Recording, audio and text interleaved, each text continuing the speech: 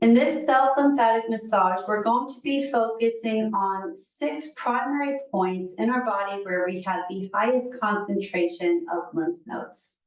We're going to need some sort of a lubricant. It can be a lotion or a body oil, a light body oil. We want something that is light that will allow your fingers to glide easily over your skin without being too slippery. So we don't want something that's too thick or greasy. Find a place where you can sit comfortably. If you have issues sitting on the floor, you can be in a chair or you can sit on a pillow or a bolster. You're going to take just a couple of drops of your lubricant, your lotion, or your body oil and place them on the pads of your face and rub it together. We're going to begin right here at our collarbone. So I want you to find this little notch right here at the base of your neck and between your collarbones. And you're going to trace along the top of your collarbone all the way out to the side where you feel this little bit of a divot. We call that a sulcus. And you're going to gently glide the pads of your fingertips over the top of your collarbone from this notch just above your sternum all the way out to the end where you find that little sulcus, back and forth. And you're going to also go along the bottom edge of your collarbone. You can do the top and the bottom separately, or you can separate your fingers and kind of hug the collarbone in between your fingers and do the top and the bottom at the same time. Spend about 20 or 30 seconds per side. So once you finish with one side, you're going to go over and do the same thing on the other side. Again, going from this notch right here in the center, all the way out to the end of your collarbone where you have that little bit of a divot or sulcus, we call it. I'm not using really deep pressure here. I'm not digging in. I'm using the pads of my fingertips, using moderate pressure from one end of the collarbone to the other. So that's point 1.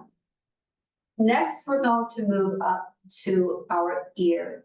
And we want to go right behind the ear. So if I turn sideways, I'm using this little spot right here behind my earlobe. And I'm going to bring my fingertips also in front of the ear over this big muscle called the masseter. Now, that muscle tends to be a place where a lot of people hold tension. And when you have a lot of tension in a muscle, that can restrict movement of fluid in this area. So I'm going to do both behind and in front of the earlobe. You can do each side separately or together at the same time. Using the pads of my fingertips, massaging clockwise and counterclockwise.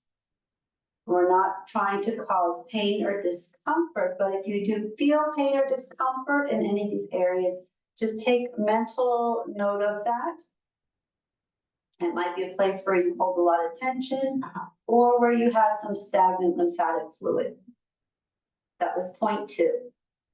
Point 3 is right here in what we call the axillary region or your armpit. So we're going to trace the collarbone all the way out to the end and come into our armpit. It's a little triangular shaped area.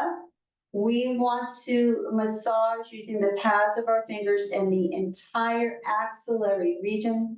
There's a lot of lymph nodes here. There's also breast tissue here. So you can do this as part of a self-breast exam, taking note of any large lymph nodes, areas of tenderness, comparing one side to the other.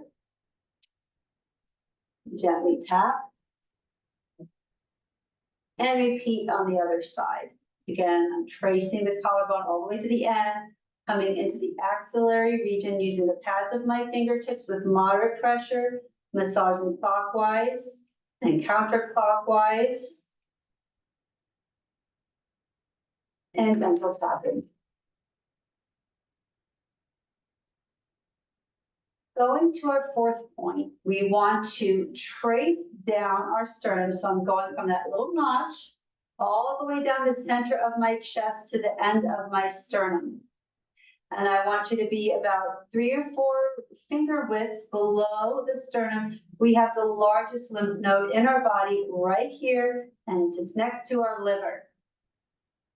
We want to massage gently clockwise and counterclockwise in this area. If you have digestive issues, bloating in your belly, this can be an area that feels very tender. I'm not pushing deep. I'm using the pads of my fingertips, massaging in both directions, and then you can also gently tap around your abdomen. Remember, our lymphatic fluid drains into our gut, where all the toxins and waste are filtered and removed and eliminated from our body. So if you've got digestive issues or a lot of bloating, that could be an indication that you're not getting good lymphatic movement through the gut. Next, point 5 is here in the groin. I'm starting again. I'm going to imagine a little triangle here and an upside down triangle. And the bottom of that triangle is the crease of my upper thigh and going down. We can massage both sides together or individually using the pads of your fingers or tapping with moderate pressure.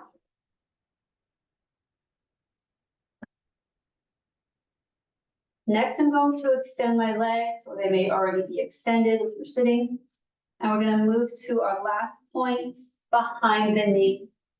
I'm using this cupping position of my hands, and I'm going to put my fingertips behind my knee with my thumbs wrapping around, and I'm going to be gliding my fingertips from the center and drawing outwards. So from the center of my knee, drawing out.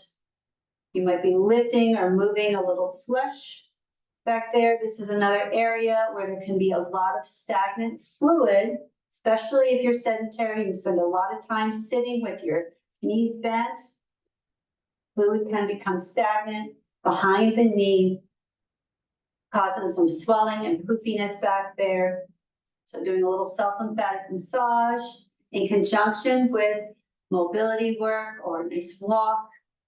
Our calf muscle is a pump in our leg, and it's the movement of our feet when we're walking, loading, exercising that activates that pump to drive fluid up the leg. So if you're a sedentary person and you're not getting a lot of steps in, this may be a reason why you have swelling that accumulates in some of these areas. So those are our big 6 points. A good time to incorporate self-lymphatic massage is before you go to bed. That is when our lymphatic system is hard at work, filtering and removing waste from our body. Once you get familiar with this whole routine, it probably won't take you more than a couple of minutes. I hope this is helpful to you. Thanks for joining me. Have a great day.